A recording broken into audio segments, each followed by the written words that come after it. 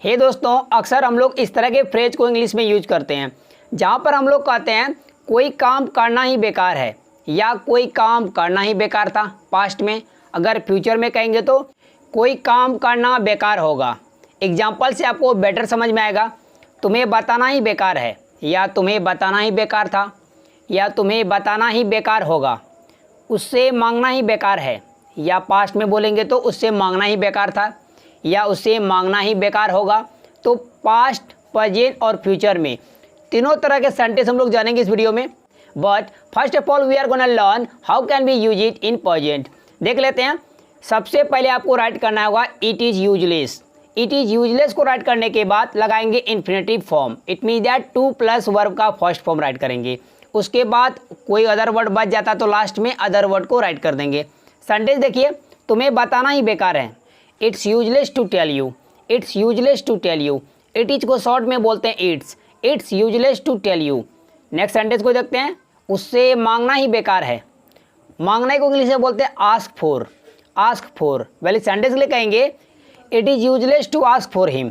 Short में बोलेंगे तो it's useless to ask for him. Next sentence को देखते हैं। उसकी शादी में जाना ही बेकार है। उसकी शादी में जाना ही बेकार है वाले सेंटेंस के लिए कहेंगे it is useless to go to her wedding. It's useless to go to her wedding. Next sentence, तुम्हारे साथ बहस करना ही बेकार है वाले सेंटेंस के लिए कहेंगे it is useless to argue with you. It's useless to argue with you. Next sentence को देखते हैं।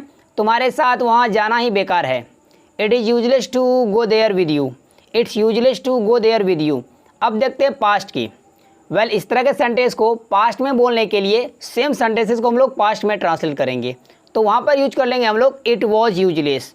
इच के जगह सिर्फ वॉज लगा देंगे तो हमारा स्ट्रक्चर कंप्लीट हो जाएगा। सेंटेंस देखिए, आपको बेटर समझ में आएगा। किसी को कुछ बात बताते हैं और वो किसी और बंदे को बता देता है तो आप बोलते हैं तुम्हें बताना ही बेकार था, तो कोई काम करना ही बेकार था। तो इसके लिए हम लोग यूज करेंगे it was useless to tell you. It was useless to tell you. उससे मांगना ही बेकार था क्योंकि उसने वो सामान दिया ही नहीं। हम लोग बोलते हैं ना, उससे मांगना ही बेकार था। इसके लिए बोलेंगे it was useless to ask for him. It was useless to ask for her. अगर लड़की रहेगी तो हर कर देंगे। नेक्स्ट सेंटेंस को देखते हैं।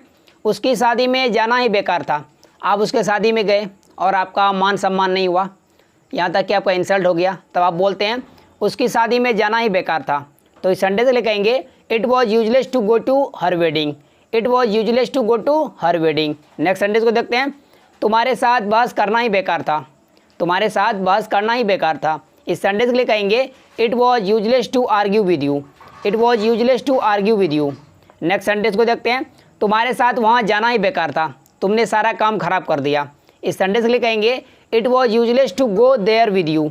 It was useless to go there with you. Well, आप बात करते हैं फ्यूचर टाइम में इस तरह के सेंटेंस को कैसे बोलेंगे। तो कुछ नहीं करना होगा, आपको सबसे पहले लगाना होगा it will B. It will be useless. It will be useless को राइट करने के बाद टू प्लस वर्ब का फर्स्ट फॉर्म लगाएंगे, फिर लास्ट में अदर वर्ड को राइट कर देंगे। सेंटेंस देखिए कैसे होगा। तुम्हें बताना ही बेकार होगा। किसी को आप कुछ कहते हैं और वो काम खराब कर देता है तो आप बोलते हैं ना, आप किसी को बताइएगा वो किसी और को बता देगा, तो आप कहते हैं तुम्हें बताना ही बेकार होगा। इस सेंटेंस के लिए कहेंगे it will be useless to tell you. It will be useless to tell you.